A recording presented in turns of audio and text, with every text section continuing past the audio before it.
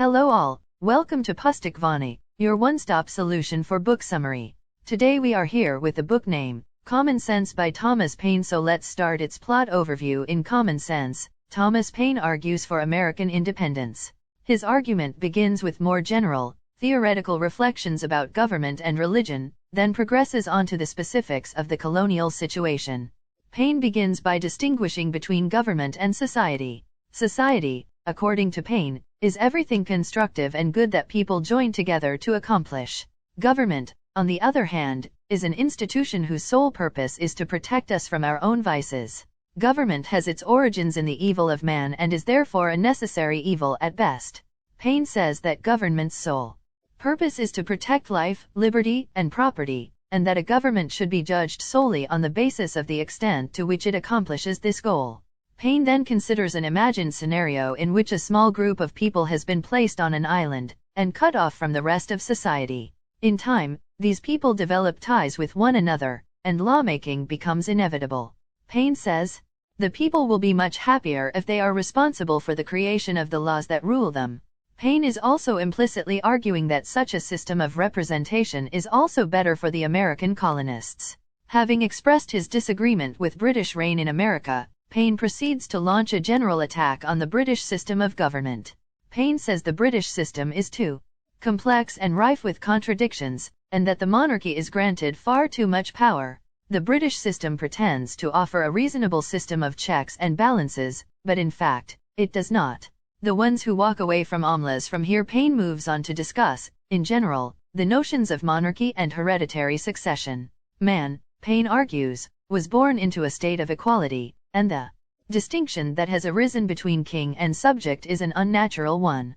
At first, Paine says, the world was without kings, but the ancient Jews decided they wanted a king. This angered God, but he allowed them to have one. Paine presents pages of biblical evidence detailing God's wrath at the idea of the Jews having a king. The conclusion Paine reaches is that the practice of monarchy originates from sin, and is an institution that the Bible and God condemn. Paine calls hereditary succession an abominable practice.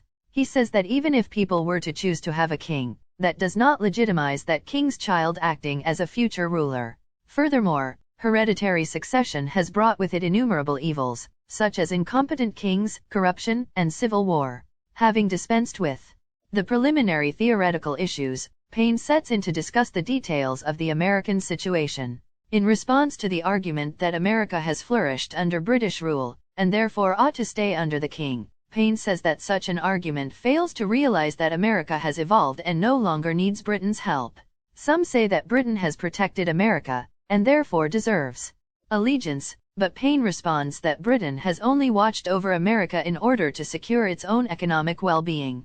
Paine adds that most recently, instead of watching over the colonies, the British have been attacking them, and are therefore undeserving of American loyalty. Paine says that the colonies have little to gain from remaining attached to Britain.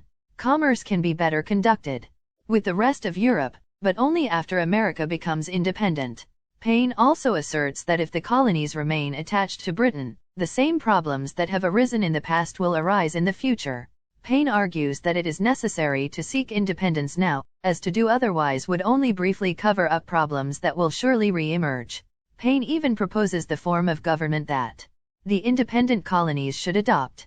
His recommendation is for a representative democracy that gives roughly equal weight to each of the colonies. Paine explains why the current time is a good time to break free of Britain. Primarily, Paine focuses on the present size of the colonies, and on their current capabilities. He presents an inventory of the British Navy and gives calculations revealing how America could build a navy of comparable size. Paine recommends this as a way of ensuring America's security and prosperity in trade. Paine also argues that America is sufficiently small as to be united now. If time were to elapse, and the population of the colonies to grow, the same feeling of unity would not be present. Paine adds that if the Americans revolt now, they can use the vast expanses of uncharted land to the west in order to pay down some of the debt they will incur. Paine says that as a colony of Britain, America lacks respectability on the international scene. They are seen simply as rebels, and cannot form substantial alliances with other nations. In order to prosper in the long term, the colonies need to be independent. Paine says that, by declaring independence, America will be able to ask for the help of other countries in its struggle for freedom. For all of these reasons, Paine says it is imperative and urgent that the colonies declare independence.